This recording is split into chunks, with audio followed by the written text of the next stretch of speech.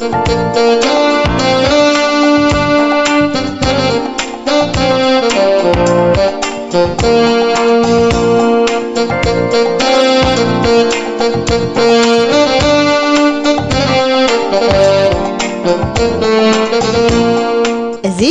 أقلوا الدمسي سلامنا يو أقلقلتنا كل جزء مشت كابشن منتن فرقان كساب ساعة شعته سلاسان حدن حتصير مع بلي في النق لومي نتصبرا هيوت زبل مدبنا حزنا قريبنا زلونا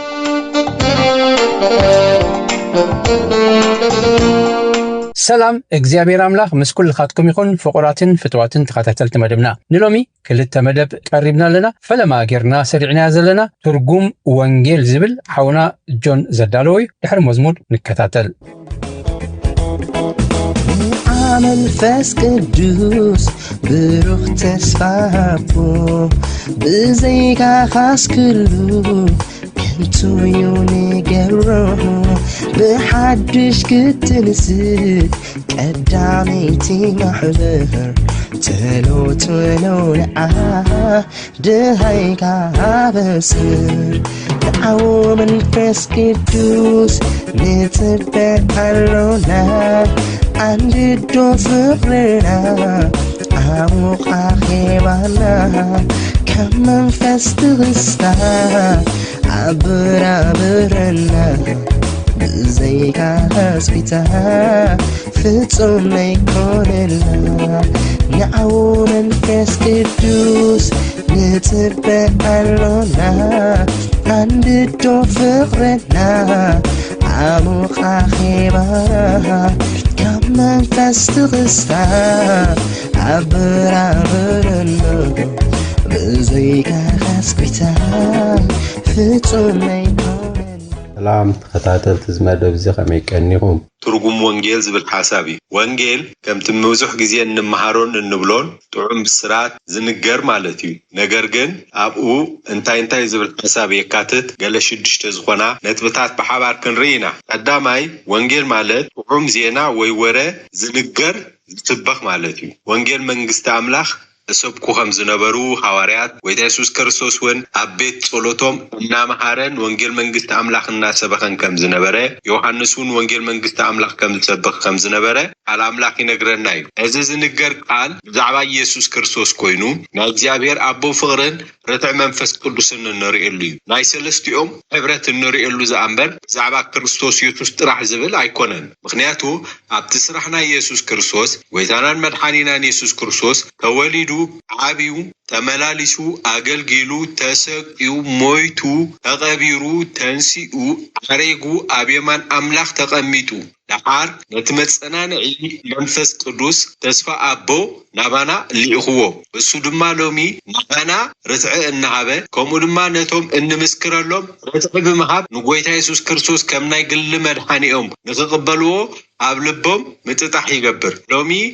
منفس قدوس رتع يشيبنا ويتانان مدحانينا يسوس كرسوس كمنا يقل مدحاني مستقبلنا يو تقبلنا ترح سقايبلنا انتايدا نا أبو ولودو خينا مالتيو سلازي قال اكزابير أوانجيل يوحنس حدا عصر تختن تايبلنا نتوم التقبلوا بسمو نزأمنو قنا ولود أملاخ كخونو مسل حابو ميبلنا ولود أملاخ ناي مخان مسل برتعناي منفس قدوس يسوس كرسوس مسبرهلكا أمو مستقبلكا يو ولود مسكونكا مدحان تفتسا من نزلو سلازي ناي سلستنت سرح دا أمبر حدا سرح يكونن مالتيو ازي سرح ناي منفس قدوس أبهيوتنا رتعي ناي يسوس كرسوس سرح أبهيوتنا دما مدحان مركابيو ناي أبو دما ولدنت محابيو سلازي እግዚአብሔር መስገን مدحان مالت بقويتا يسوس كرسوس كنقبلون كلنا ناي جزا رسنا قويتان مدحان غيرنا أبهيوتنا كننقصون كلنا بزننقاس زخا ولدنت كنركب كلنا يزفتسن نزخا برتع منفس قدوس انتزي كوينو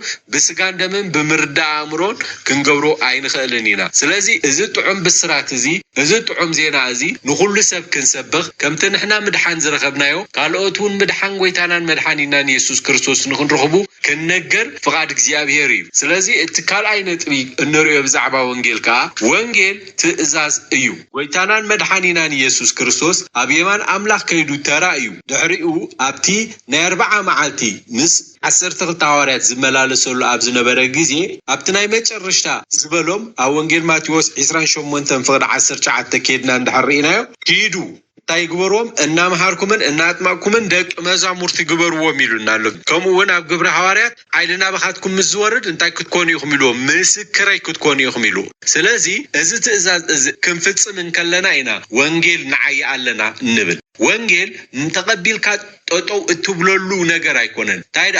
ነትስኻ ዝተቀበልካዮ በክርስቶስ ኢየሱስ ነቲ ህይወትቲ ንኻልኦት ተካፍለሉ እምበር አባኻ ጥራሕ ጦጦው ዝብል አይኮነን ወንጌል ዝባዛሕ ህይወት ክርስቶስ ስለዚ ኣብ ሓደ ደው እንብለሉ ዘይኮነ መንግስት አምላኽ ከነስፍሕ ናይ እግዚአብሔር አጀንዳ ተእዛዝን እሞ ካልኣይ መልክዕ ወንጌል ተእዛዝ እዩ ስለዚ ነዚ ተእዛዝ እዚ ክንፍጽም እንከለና ኢና ንኣቦ እንኽብሮ ምክንያቱ ኣብቲ ጉኑን ግርማ ክብር ዝተገለጸሉ ከረን ንበዓል ጴጥሮስ ንዓቶም ዝበሎም ቃል እንተሎ እንታዩ ብኡድ ስም ኩፍቱ ወደይ እዚ እሞ ንዕኡ ስም ዕወይልዎሚ ንመን ንክርስቶስ ኢየሱስ ክርስቶስ ኢየሱስ ድማ ካብቲ ዝሃበና ተእዛዛቱ እንታዩ ሓደ ተልና ወንጌል ክንሰብኽ ስለዚ ወንጌል ጥዑም ዜና ዝስበኽ ኮይኑ ካልኣይ ካንታዩ ትእዛዝ ማለት እዩ ተሳልሳይ ነጥብ ኻኒ ወንጌል አምልኾና አምላኽ መሃብ ማለት እዩ አምልኾ ማለት ነቲ መላኽ ምልክ መሃብ ማለት እዩ ስለዚ ሓደ ሰብ ንእግዚአብሔር አምላኽ አምልኾ እንድሕር ክብል ኮይኑ ንትእዛዛቱ ክፍጽም ክኾን ኣለዎ ኣብ ህይወቱን ኣብ ኩሉ ነገራቱን ነቲ መላኽ ምልክ ክህቦ ክኽእል እንከሎ እዩ አምልኾ ዝባል ስለዚ ንአምላኽ አምልኾ ዝብል እንድሕራሉ ሓደ ሰብ ገናኸ ወንጌል መንግስት አምላኽ እንድሕር ዘይሰብኻሉ ኮይኑ ትእዛዛቱ አይፍጽምኒ ዘሎ ቃል እግዚአብሔር ኣብ ወንጌል ዮሐንስ 14:14 ከምዚ ይበለና ዘፍጥረን እንተሎ ትእዛዛተይ ይፈጽም ኣብ ፍቅዲ 17 ክዛረብ ከሎ ግን እቲ ትእዛዛተይ ዘለዎ እሞ ዝገብሮ እሱ ይዘፍጥረን ይሉሎ ሓደ ካብቲ ወርቃዊ ትእዛዛት ካብ ጎይታናን መድኃኒና ኢየሱስ ክርስቶስ ሰማዕና ድማ ወንጌል መንግስት አምላኽ መንጋሪ ስለዚ ሓደ ክርስቲያን ዳግም ምስተወልደ ወንጌል መንግስት አምላኽ እንድሕር ሰብኻሉ ኮይኑ ብዛዕባ መድኃን ንነፍሳት እንድሕር ጥምአትን ሓረርታን ሃሊዎ ብጸሎትን ብግብርን እንድሕር መንግስት አምላኽ ንምስፋሕ ወንጌል ይሰብኻሉ ኮይኑ ንአምላኽ ምልኪ ይህበሉ ስለዚ አምላኽ ወንጌል ክንምስክር ከለና አምልኾ ንዑ ከም ንቦ ዘለና ገይሩ ይዝቕበሉ ወንጌል ዝንገር ጥዑም ወሬ እወ ነጋር ግን ክህሉ ኣለዎ ሰማዕ ኸ ክህሉ ኣለዎ ሽዑ መንፈስ ቅዱስ ርትዕ ይህብሞ ውልድነት ድማ ይመጽእ ስለዚ ሎሚ ነፍስ ወከፍና ጎይታ ኢየሱስ ክርስቶስ ከም ግል መድኃኒና ተቀበልናዮ ወንጌል መንግስት አምላኽ ክነገር አምላኽናን መድኃኒናን ኢየሱስ ክርስቶስ ተእዛዝ ገይሩ ይብልናይ ስለዚ ነዚ ነገር እዚ ክንፍጽም ከለና ንአምላኽ አምልኾ ንህባለና ማለት እዩ ተራብዓይ ድማኒ ሕያውነትን ፍቅርን እንገልጸሉ ነገር ወንጌል ማለት ንሓደ ሰብ አፍቁሩ የትብል እንድሕር ኮንካ ህያብ ኢኻ ትቦ ምክንያቱ እምነት ብቃል ተስፋ ብምጽባይ ፍቅሪ ድማ ብህያብ ትግለጽ ስለዚ ንሓደ ሰብ አፍቁሩ እንድሕር ክንብል ኮይና ኣነ ሕያዋ ይኽንብል ተኾይና ናይ መጨረሻ ልግስ ንሰባት ክንቦም ዘለና ወንጌል መንግስት አምላኽ እግዚአብሔር ይመስገን ወንጌል ዘይሰምዑ ነቶም በክርስቶስ ኢየሱስ ዝደሐና ናይ መንፈስ ቅዱስ ማህተም ዘለና ውልድነት በአቦ ዝረኸብና ዝተዋሃበና ትእዛዝ ስለዝኾነ ሕያውነትናን ፍቅርናን እንርኤሉ ንሰባት ነቶም ዘይደሐኑ ወንጌል መንግስት አምላኽ ብምንጋሪ ሎሚ ክብረት ርእስና ከይሓዘና ንድሕሪት ከይበልና እዝን ከይመጸናልና ከይፈራሕና ወንጌል መንግስት አምላኽ ክንሰብኻለና ንሓደ ሰብ ሕያዋ እዩ ትብሎ ንሰብ ብሉስ ህያብ ሂብዎ ትብሎ ጎይታናን መድኃኒናን ኢየሱስ ክርስቶስ አፍሊጡ ውሉድ ክገብሮ እንከሎ ጥራይ ስለዚ መግለጽ ሕያውነትናን ፍቅርናን ንሰባት ወንጌል ንሓደ ሰብ ተሸጊሩ ጊዜ ክትቦ ትኽእል ኢኻ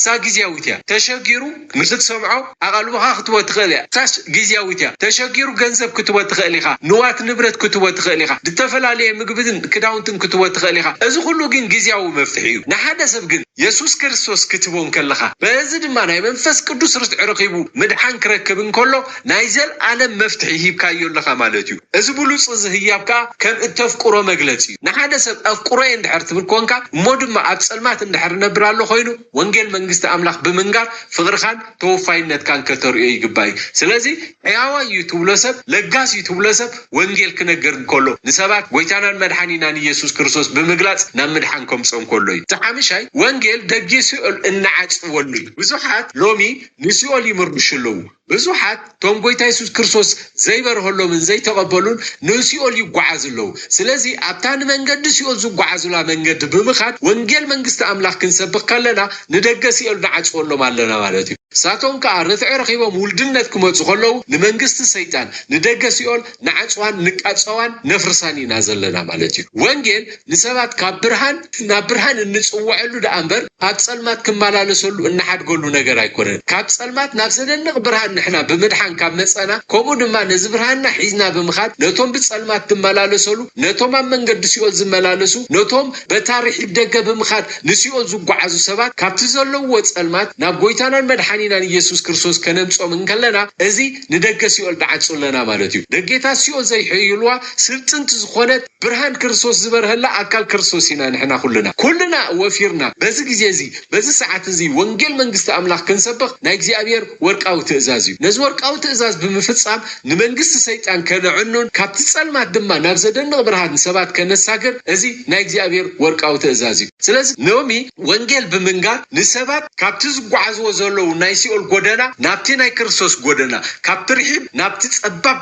كلمصوم ازي ناي مچرشتا دتوهبنا حلافنتن حضرني مغنياتو سبات بصلمات تملاليسو اندحر زي نغرنايو اندحر زي سمعو كميغيروم نابتا برهانتي اخموت يخلو سلازي برهاننا خيصلمت توهبنا سلطان نتحيال بمئسار نمنغست سيطان كنعنو نتحيال اسيرنا دما بيت حيال كمبزبز بز نغرزي كمبرت توهيبنايو اللوناخا لومي نتا منغست سيول بمقصاو نت منغد سيول بمعصاو نتدق سيول بمقصاو نتدق سيول دماني بمدفع لومي اندمنطللو نا منغست املاح نفساتن نمصلو اواني سلازي حادث وانجيل اندحري مسكرالو خوينو دق سيول يعصلو اتي حنت نفس تاتولو دق بمعصاو نتا نفستيا كاب صلمات نابرهان كاب تبزيابو مخان ناببو نمصلنا مالتي اتشاد شاي نطب دماني نسب كاب زختمنا اينا نناقفو وانجيل اندحر نسب خالنا مغنياتو كاب منغست املاح كاب نيابو فقاد وصاي زنبرسب نغويتانان مدحانينان يسوع كريستوس مستقبل ولد املاح يخون እግዚአብሔር ከአንዑ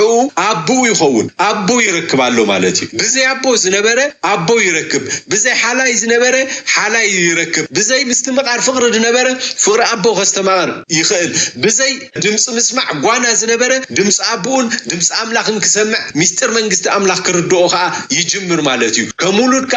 አቤት አምላኽ ይመላለስ ወራሲ ይخون ናይ ዘላለም ህይወት ወራሲ ይخون ናይታ መንግስት ያ ወራሲ ይخون ከም ህያው አካል ክርስቶስ ድማ ወታደር ክርስቶስ ኮይኑ ድማ ተመሊሱ ወንሱ ንሰባት ካብ ጸልማት ናብ ብርሃን ንምስሓብ ይኽእል ማለት እዩ እዚ ግን መዓስ ይዝኸውን እንተልና ሰብ ንክርስቶስ ኢየሱስ ብምቕባል ጎይቶን መድሓኒኡን ገይሩ ንእግዚአብሔር አምላኽ ኣብ ህይወቱ ብምንጋስ ናይ መንፈስ ቅዱስ ማሕደር ኮይኑ ውልድነት ክረክብ ከሎ እዩ ውልድነት ንስረኸበ ንኣቦ ውሉዱ ይኸውን ካብ ዝኽትምና ተናጊፉ ኣቦ ይረክብ ማለት እዩ ንሕና ጎይታናን መድሓኒናን ኢየሱስ ክርስቶስ ዝተቀበልና ዘበልና ብዘይ ክርስቶስ ዝነበርና ኣብ ጸልማት ዝነበርና زختامات زنبرنا حجيجن بكريستوس يسوع سالات زبرهلنا برهان كاب ጸልማት ናብ ብርሃን ብምምጻእ ዝኽትምናና ኣብጥዑ ምሰቦ ውሉድ ከይና ንመላለስ ኣለና ማለት እዩ እግዚአብሔር ነዚ ነገር ዝኽንገብር ብኩሉ ትግሃት ክንሰርሐሉ ጸጋን ምሕረትን እምነትን ይዕብየልና እግዚአብሔር ይባርኽኩም ተባረኹ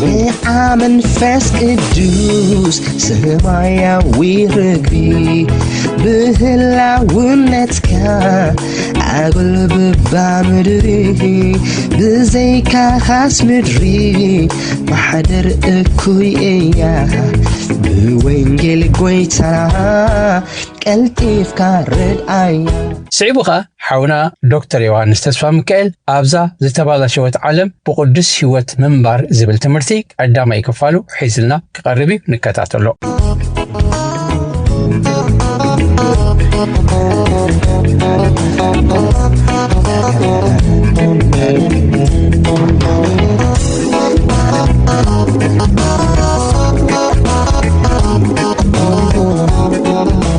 ሰላም ተኸታተልቲ ሬድዮ ሰላምና ሓውኹም ጆን ተስፋ ሚካኤል ኣብዘን ዝቕፅላ መዓልታት ኣብ ዝተበላሸወ ዓለም ብቅዱስ ህይወት መመለላስ ዝብል ኣርእስቲ ክንመሃር ኢና ንሎሚ እቲ ቀዳመይቲ ኣርእስትና መንፈሳዊ ህይወት ኣብ ሓጢአተኛ ማሕበረሰብ ዝብል ኣርእስቲ ክንርኢ ኢና ጎይታ ሓደ መዓልቲ ንሐዋርያት ክዛረቦም እንከሎ ንስኻትኩም ብርሃን ዓለም ኢኹም ኣብ ከረን ዘላ ከተማ ክትክወል ኣይከኣላኒ ኢሉ ኣብ ማቴዎስ ምዕራፍ 5 ቁጥሪ 14 ጎይታ ኩሉ ግዜ ክምህሮም እንከሎ ነቶም ከባቢኡ ነበሩ ሰባት ንሕራስ ተውዒልኩም ዘለኩም ምስቲ ኣብቲ ዘመንቲ ክርድኦም ዝኽእል ነገራት እዩ እናጠቐሰ ተዛረቦ ምክንያቱም ምስ ዝፈልጥዎ ነገር ኣታሒዙ ክዛረቦም ከሎ ትኽዛረቦ ዝደልዮ ምስጢር ጽቡቕ ይርድኦም እዩ ኢሉ ስለዝኣመነ ማለት እዩ እዚ ከዓ ሓቂ እዩ ስለዚ ኣብዚኣ ብዛዕባ ብርሃን ብዛዕባ ከረን ይዛረብ ኣሎ ብርሃን ጸልማት ኣብ ዘለዎ ቦታ ዝያዳ ትርጉም ዝህልዎ ጸልማት ኣብ ዘይፈልጥ ህዝቢ ብርሃን ኢልካ ተዛሪብካ ክርድኦ ኣይክእልኒ ጎይታና ኢየሱስ ክርስቶስ ዝነበርዎ ነበሩ ከባቢ ጸልማት እንታይ ማለት ምዃኑ ፈልጡ ስለዝነበሩ ንስኻትኩም ብርሃን ይኹም ክብሎም ከሎ ንሐዋርያት ግራ ይበሎምን በቲ ካልኣይ ድማ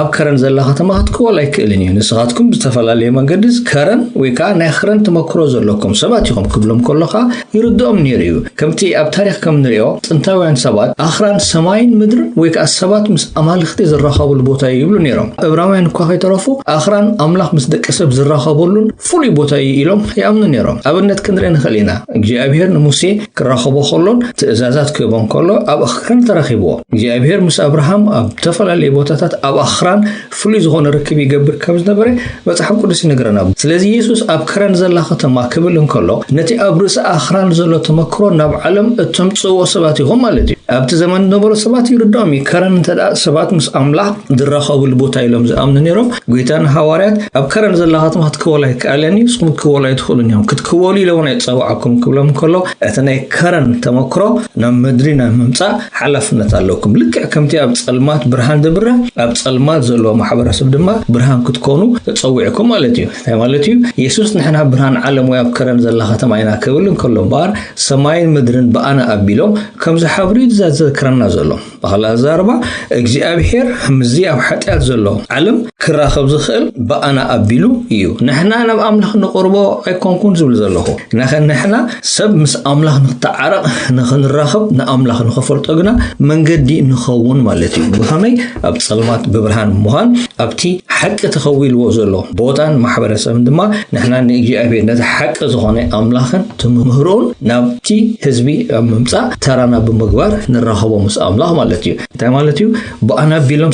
ሰባት ንኣምላኽ ይፈልጥዎ ኣብቲ ነብረሉ ዘላ ማሕበረሰብ ብምትሕዋስና ብምቕራብና እንታይ ንገብር ንሰባት ምስ ኣምላኽ ክነፋልጦም ንኽእል ብኣነ ኣቢሉ ድማ ብርሃኑ ኣምላኽ ኣብቲ ጸልማት ይገልጽ ዝብል ዘሎ ማለት እዩ ጳውሎስ ንቲቶስ ክጽሕፈሉ እንከሎ ድማ እንታይ ኢሉ ነጊርና ኣሎ ኣብ ቲቶስ ምዕራፍ 2 ካብ 12 ክሳብ 13 እቲ ብሩኽ ተስፋን ናይቲ ዕዙዝ ኣምላኽናን መድሓኒና ኢየሱስ ክርስቶስን ምግላጽ ክብሪ እናተጸበና ግፍዕን ዓለማዊ ትምኒትን ክሄድና ኣብዚ ዓለም እዚኣ ብጥንቃቐን ብጽድቅን በምልኾን ክነብር ይምህረና ኣሎ ቲቶስ 2:14 ክሳብ 13 ስለዚ ብኸመይ ናብዚ ዓለም እዚ ብርሃን እንኸውን ኢልና ንሓትት እንከለና ጳውሎስ ኣብ ሓንቲ ጥቕሲ ጽቡቕ ገይሩ ኣረዲእና መእተዊ ኾነና ምእንቲ ነዛ ፍቕዲ እዚኣ ጽቡቕ ገይረ ከብረሃልኩም 4 ነጥብታት ንርኢ ኣብዛ ጥቕሲ እዚኣ ሰብ ኣብ ጸልማትን ኣብ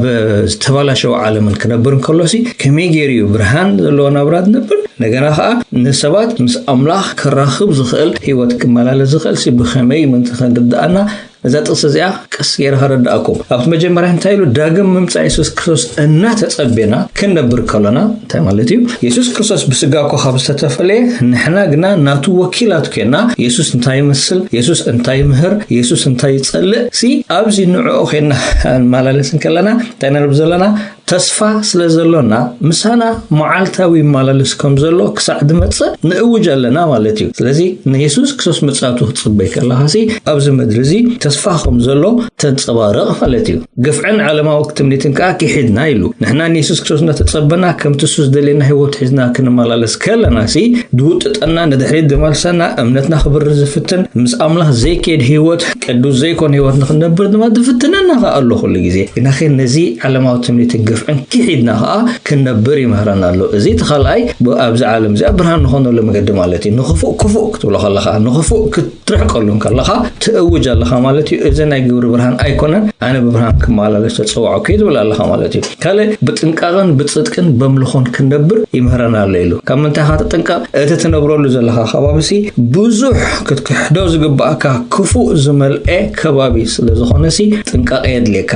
ብኸመይ ኻ ጥንቃቐ ትነብር ከተርእዮ ዘለካ ሰናይ ግብረሎ እትተርእዮ ሰናይ ግብረግና ኣብቲ ትነብረሉ ዘለካ ማሕበረሰብ ስርዓታቱን እምነቱን ተኸተለ ደይኮነሲ ንኢየሱስ ክርስቶስ ደንጸባሮ ምዃኑ ኩሉ ግዜ ምኽረ ኣምላኽ ዘለዎ ምምልላስ ምዃኑ ክኸውን ምእንቲ ክትጥንቀቕ ከለኻ በጥንቃቐን ብጽድቅን በምልኾን ትነብር ኣለኻ ይበሃል ማለት እዩ ከይተሓዋወስካ ከይተጸናበርካ ትነብር ከለኻ ተራብዓይ ድማ እንታይ ኢሉ ታገዳሲት ነጥቢ ማለት እዩ ኣብዛ ዓለም እዚኣ ክንነብር ይምህረና ኣበይ ኣብዛ ዓለም እዚኣ ጌታና ኢየሱስ ክርስቶስ ኣብ ወንጌል ዮሐንስ ምዕራፍ 17 ከም ንሪኦ ንሐዋርያት ክፋንዎም ከሎ ዓሚቕ ልብኻ ዝኣትወካ ጸሎት ጸሊሎም እንታይ ኢሉ ጌታ ካብዛ ዓለም ዝኸተውፅኦም ደይኮነ ዝጽሉ ዘለኹሲ ኣብዛ ዓለም ዝክሕትሕልዎም ጌታ ኣብ ክፉእ ክነብሩ ጨኪንሎም ደይኮነ ዝተጸውዑሉ ዕላማሲ ኣብዚ ጸልማት ዓለም ንኽነብሩ እሞ ካብኡ ክተውፅኦም ኣይኮንኩን ዝሓተካ ዘለኹ ኣብኡ ከለዉ ግና ብግፍዕን ዓለማዊ ትምኒትን ሓጢኣትን ከጥፍኦም ዝፍትን ብዙሕ ኣሎ እሞ ክትሕልዎም እየ ዝልምድ ዘለኹ ምክንያቱ ብርሃን ክኾኑ ከፍትኑን ከለውሲ ንባዕሎም ገብሪ ጸልማት ከይኣትዎም እንቲ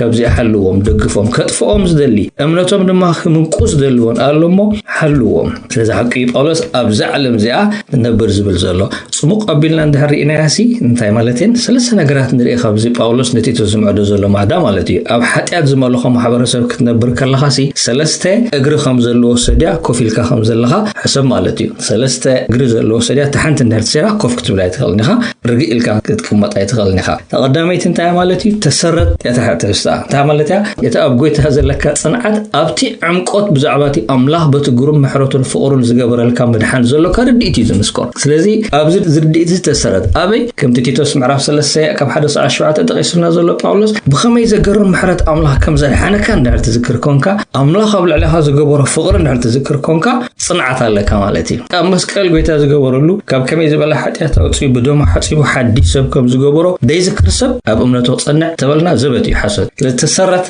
ኣበይ ኣብቲ ጎይታ ዝገበረልካ ምድሓን ከቢድ ዋጋ ዝተኸፍለልካ ሰብ ምዃንካ ኩሉ ግዜ ትዝክር እዚ ጽኑዕ መሰረት ተኻልኣይ ተዓጠቕ ትምዕጣቕካ እንታይ እዩ ብጥዑያት መምህራን ብዝወሃበካ ጥዑይ ምህሮ ተዓጠቕ ቅኑዕ ምህሮ ቅኑዕ ህይወት የፍሪ ጉጉይ ምህሮ ጉጉይ ህይወት የፍሪ ስለዚ ኩሉ ግዜ ኣብዚ ብፍላይ ኣብ ዘመን እዚ ክትነብር ከለኻ ብዙሕ ማእለያ ዘይብሉ ካብ ቃል ኣምላኽ ወፃኢ ዝኾነ ሓሶት ዝመልኦ ገሊኡኻ ሓሶት ዘይመስል ክፉእ ምህሮ ዝበዝሐሉ ዘመን ኩሉ ግዜ ጥዑያት መምህራን ሃሰው እንዳበልካ ኣይግበር መንፈስ ቅዱስ ከዓ ክመርሓካ እሞ እናለለኻ ተዓጠቕ ታሳልሳይ ድማ ኣርኢ ሰብ ኣብ ምድሓኔ ተረዲእኒ ተሰሪት ኣለኹ ብምህሩን መምሃራነይ ድማ ብሂወተይ ይሪኢ ኣለኹ ዝምህሩን ይጽቡቕ ይዕብየንሉ ይዕጥቐንሉ ከለኻ እዛ ሳልሰይ ተዘይብላ ከዓ ርጉእ ህይወት ክትነብር ኣይትኽእልኒ ኢኻ ታሳልሰይ እንታይ ትበሃል ኣርኢ ትበሃል እንታይ ካብ ዝተለወጠ ህይወትን ቅኑዕ ምህሮን ዝምንጩ ሰናይ ግብሪ ንኹሎም ሰባት ኣርኢ ሰናይ ግብርኻ ንኻልኦት ምድሓን ምእንቲ ክኸውን እዛ ሰናይ ግብሪ ትብል ኣብ መልእኽቲ ቲቶስ ጥራሕ ጳውሎስ ክሳዕ 6 ግዜ ዝኸውን ደጋጊሙ ጠቂስዋ ኣዝያ ዓባይ ነገር ነጋ ስለምንታይ መስለኩም ኣብ ሓጢኣት ዝመልኾ ማሕበረሰብ ነብር ከለኻ ካብ ትዛረቦ ንላዕሊ ሰብ እዞም ማሕበር እዚኦም ሲ እንታይ እዮም እዞም ከምዚኦም ዝኣመሰሉ ኣመንቲ እዚ እንታይ እዮም ኢሉ ሰብ ሓቲቱ ከይተዛረብካ ከለኻ መጋብርካ ኣካይዳኻ መምልላስካ ኩሉ ይዛረብ እዩ ስለዚ ተሰረት ተዓጠቕ ኣርኢ ኢሉ ጳውሎስ እዛ 4 ክፍሊ ዘለዋ ጥቕሲ ድማ ጽሙቕ ኣቢሉ ነዚና ተፀዊዕና ዘለና ኢሉ ከረድኦ ፈቲኑ ጳውሎስ ማለት እዩ ሰብ ቀረጥስ እንታይ ስለ ዝኾኑ ቲቶስ ዝነብረላ ነበረ ከተማ ስለምንታይ ይባ ጳውሎስ ክሳዕ ክንዚ ተጠንቅቆ ዘሎ እንተልና ዓቢ ትምህርቲ ንረክብ መለለይ ባህሪያቶም እንድሕር ኣጽኒዕካ ናይ ሰብ ቅሬጥስ ድማ ንሕና ኸኣና ዘመን እዚ እንታይ ትርጉም ኣለዎ ለኣዚ ኢልና ሕስብ ኣቢልና ኣብዚ ዘመን እዚ ንዘለና ኣመንቲ ድማ እንታይ ትምህርቲ ክኾነና ይኽእል ክንሓስብ ንኽእል ማለት እዩ ገርመኩም ማሕበረሰብ ቅሬጥስ ብመንፈሳዊ ሰብ ጥራሕ ዘይኮነሲ ናቶም ዝበሃል ሰብ ከይተረፈ ዝኸዓቦም ብኽፍኣት ዝመላለሱ ህዝቢ ነይሮም ሰብ ቅሬጥስ ኢሎ ክዛረብ ከሎ ሓደ ሰብኣይ እንታይ ኢሉ ኩሉ ሓሰውቲ እኩያት ኣራዊት ሃካያት ኣኽብዲ ኢሎም ኣሎ ስለዚ ብመምዘኒ ይትረፍ ሰብ ይትረፍሲ ብዓይኒ ሰብ ከማን ከይተረፍ መንፈሳዊ ጥራሕ ዘይኮነሲ ኣብ ሞራላዊ ውድቀት ዝነበሩ ሰባት ነይሮም ገርመኩም ብሓደ ኸትሪኦም ከለኻ እቲ ባህርያት ናይ መለለይ ባህርያት ናይ ሰብ ቅሬጥስ ናይ ቲቶስ ዝነበረላ ነበረ ከተማ ኣብዚ ዘመን ዘለና ባህርያት ክትርኢ ከለኻ እቲ ንቲቶስ ተጻሓፈ መልእኽቲ ንዓና እውን ፀቢቑ ከም ዝመልከተና ክትርኢ ትኽእል ማለት እዩ ስለዚ ጳውሎስ ንቲቶስ ተጠንቀቐሉ ነገር ንርአይ እሞ ስለምንታይ ክሳዕ ክንዚ ጨኪኑ ኣኽቢሉ ዝዛረቦ ዘሎ ምስራኣና ንሕና ከዓ ኣብ ዘመን እዚ ካብ ቁም ተማሂርና ሲዋ እዚ ባህሪ ዝዳእተ اب تيتوس قريطس نبرت حد يكونسي اذا نورو لختمان هاجرن عالم እንዳልክ አሁን ባህሪያት እንዲዘለው መስወልና ትንቲቶስ ተዋቦ ምህሮ ናና አሁን ተጠቅመና ክርዳና ይخل ማለት እዩ እቲ ጳውሎስ ንቲቶስ ኣብዚያ ጽናሕ ኢሉ ዝገደፋ ከተማ እሳ ሽድሽ ባህሪያት ኒርዋ ቀዳማይ ሞራላውን መንፈሳውን ሕማም ዘደነሰ ባህሪ እንዛንተ ይዝብልናዮ ናቶም ሰብ መንፈሳዊ ክርስቲያን አማኒ ኣብ ጎይታና ኢየሱስ ዘአምን ሰብ ደይኮነ ናቶም ነቢ ዝበሃል ሰብ ከይተረፈሲ ሓሶት ኢሉ ክሳዕዱ ቆቦም ሓጢያቶምን ክፍኣቶምን ሞራላው ድናሶምን ሰማይ ዳዓረገ ሰባት ኒሮም ስለዚ እንታይ ስለ ዝገበሩ ሕዝብ ባቢልካን ሕሪኻ ሓደ ሰብ ኩሉ ግዜ ኢሞራላው ዝበሃል ወይ ከዓ ሞራላው መጋብር ዝጠፍኦ ማሕበረሰብ ይተባላሽ ይትብሎ በዓለማው ዘራረባ ከሆተ ሰለሰ መለለይሎ ሓደ ኣብ ተግባራቱ ኣብ ሕግታቱ ኣብ ስነ ምግባራዊ ስርዓታቱ ወይ ክብረታቱ ከብት ልሙድ ዝኾነ ስነ ምግባራዊ ስርዓታት ድረሓቀን ናብ ሙግዳል ፍትሕን ሃስያን ንድሓን ሰባት ዕሽሽ መባልን ዘዘውትረን ማሕበረሰብ ወደ 50 ዓመት ጎል 14 ዓመት ክምርዓው ሰሜናን ተዝብል ሰብ መንፈሳዊ ደይኮነ ሰብ ከማን ሆይ ይብሎ ስለምንታይ እዚ ስነ ምግባራዊ ነገሪ ብሓጢያትን በገለና ደቃሞ ሰብ ደይናቱ አልዒሉ ሰሪቆ ኸይድን ከሎን ሕሪዮሞ ጠሚሉ ዝሽፍነሉ የለን ደይናት ካመልዓል ሕማቅ ኢሉ ሓስብ ዝሞራላዊ ነገራት ይባሃል ማለት እዩ ኣብ መንፈሳዊ ነገርኳ ዓቢ መሰረት እኳ እንተ ኣለዎ ስለዚ እዚ ክንሓስብ ከለና ሓደ ሕብረተሰብ በዝታት እንድሕር ተባላሽው ዋላቲ መንፈሳዊ ትራፍሲ ብስጋውን አጽቢኦ ተባላሽሎ ማለት እዩ ገለ ኣብነታት ክበኩም ኣብ ዘመን እዚ ክንሪኦም ከለና ድናሰ መንፈሳውን ሞራላውን ድናሰ ዘሎ ሕብረተሰብ ኣብ ተግባራቱን ከለና ኣብ መብዛሕቱ ዝነብሮ ዘለና ዘመናዊ ዝበሃል ዓለም ዝምድና ብዘይ ቃል ኪዳን መንባር ከተመራኻ ማለት እዩ ኣለባብሳኻ እዚ ጥራዮም ክኸዱ ቁርብ ሰዓት ተርፎም ሰባት ክለብሱን ከለው ነንህደና ሓጢያት ደዕደም ኣለባብሳ ከም ድቡር ይውሰድ ማለት እዩ ክፉእ ቃል ዓቢ ሰብ ሩዝን ሰብ ይዛረብ ኢልካ ዘይተሓስቦ ርኹስ ነገራት ከም ልሙድ ኮይኑ ኣብ ስራሕ ኣብ ትምህርቲ ከባቢኻ ኣብ ኩሉ ቦታ ክጥቀስ ከሎ ተሰምዖ ብኹሉ ብግብረኻሲ ማንም ግበረኮ ይበለካ ክገብሮ ኾና እንድሪ ክርስቲያናት ግብሩ ማለት ኣይኮነን ሕግታቱ ተባላሽው ማሕበረሰብ ክለና ድማ እዚ ነብረሉ ዘለና ከባቢ ወይ ሃገራት ግብረ ሰደማውያን ብሕግ ክመርዓው ይፍቅደሎም ዓገብ ዝብሎም ይብሎም እቲ ሕጊ ክኾሙ ይሮም ኣብ ጌጋ ዝወደቐት ጓለንሰይቲ ኣክንዲ ሓጢያታት ነሲሓት ሓንቲ ዓቤስ ንዓይ ኾን ሕብረተሰብ ኾን ዝህፃን ኢላ ክትሓስብ ደይኮነ ቀልጢፋ ሽዑ ክትንጽሎ ክትቀጥሎ ደታብዒ ብሕጊ ቅንዕዩ ጌጋ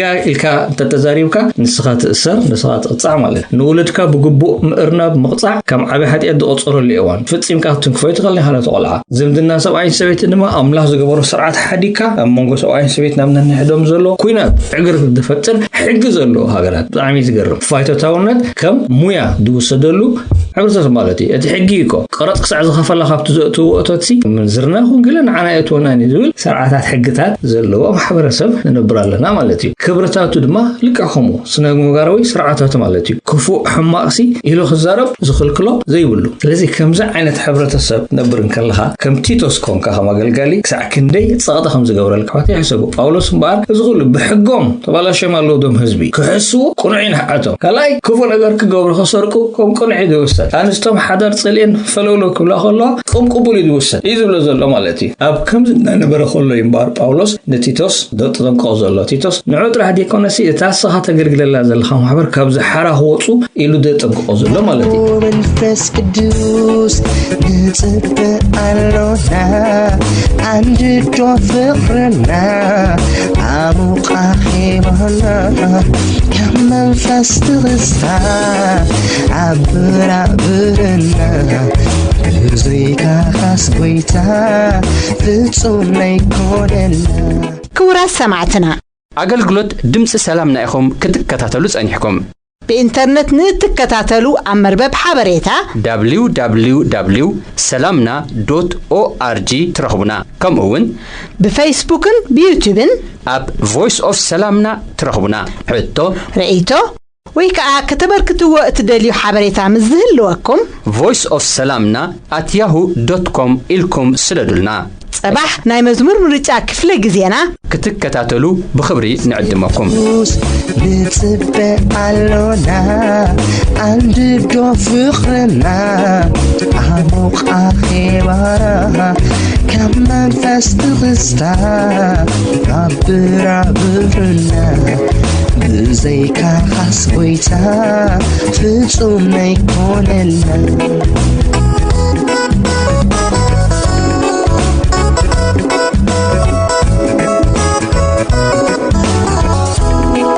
በረኻን ጥራ ራያን ዝነበረት ምድሪ ህይወት ሰኳዕካላ ገዲዱካ ፍቕሪ ኣብ ልዕለና ዘንቢ ብሩኽ መንፈስ ቅዱስ ህይወት ክትህብና ካብ ድቃስ ክንትስእ ንዓዎ መንፈስ ቅዱስ ንፅበ ኣሎና ኣድዶ ፍቕርና ዓሙቓ ኼባና ካብ መንፈስ ትኽስታ ኣብራብርና ብዘይካ ካስጎይታ ፍጹም ነይኮነልና ንዓዎ መንፈስ ቅዱስ ንፅበ ኣሎና አንድዶ ፍቕርና ዓሙቓ ኼባና ካብ መንፈስ ትኽስታ ኣብራብርና ብዘይካ ካስጎይታይ ፍጹም ነይኮነልና ንዓ መንፈስ ቅዱስ ኣኼባና ባርኽ ብኣኻ ክንጽሊ ብኣኻ ክንዝምር ትጥዑም ብስራት ወንጌል ኣሰንዮ ኩሉስ ቅዱስ ስርዓት ንዓይ ትፈለዮ ወለዲ መርገም ሓዲግና ስለ ደቅና ናብ ጸሎት ንመለስ ሐዋርያ ጳውሎስ ኣብቲ ኣብ መወዳእታ ዘመን ክፉእ ዘመን ከም ዝመጽእ ጠንቂቕና ኣሎ ስለዚ ነቲ ኣብ መንጎናን ኣብ መንጎ ደቅናን ተፈጢሩ ዘሎ ናይ ዕድመ ጋግ ንኽንርድኦም ከይከኣለና ኣእዛናን ደገ ልብናን ከፊትና ንኽንሰምዖም ምእንቲ ስለ ገዛእ ርእስና ምኹሉ ንጸሊ ብሰንኪ ኣብ ኩሉ ኩርናዓት ህይወት ዘጋጥሞም ጸቕጢ ወጥሪ ፍርሂ ምሽቁራር ካብ ዘይደልይዎ ሓደገኛ ውሳኔታት ድሒኖም ቅርዑውን ጥዕን ንርሑቕ ዝዓለመ ህይወት ንኽመርሑ ንጸልየሎም ካብቲ ኣብ ልዕሊ መንእሰያት ተፈንዩ ዘሎ መንፈስ ናይ ርኽሰት ዕብዳንን ግብረ ሰደማውነትን ካልእን ንኽዕቀቡ ነቲ ሓቀኛ መገዲ ኣምላኽ ክረኽብዎ ብዕረፍቲ ንኽመላለሱ ነቲ ኣብዚ ዓለም እዚኣ ዝገዝእ ዘሎ ክፉእ መንፈስ ብንጹር ኣለልዮም ካብ መርበቡ ሓረ ኮይኖም ነቲ ጽቡቕ ብምድላይ ህይወቶም ኣብ ትሕቲ መንፈስ ቅዱስን ቃል ኣምላኽን ንኸግዝኡ ንጸልየሎም ካብ ትዕቢትን ትምክሕትን ርሒቖም ንገዛእ ርእሶም ትሕት ብምባል ንገጽ ዓበይቲ ክፈርሁን ከኽብሩን ንጸልየሎም ደጋጊምና ንጸልየሎም ንዓዎ መንፈስ ቅዱስ ንጽበ ኣሎና አንድዶ ፍቕርና ዓሙቓ ኼባና ካብ መንፈስ ትኽስታ ኣብራብርና ብዘይካ ካስጎይታ ፍጹም ነይኮነልና ንዓዎ መንፈስ ቅዱስ ንጽበ ኣሎና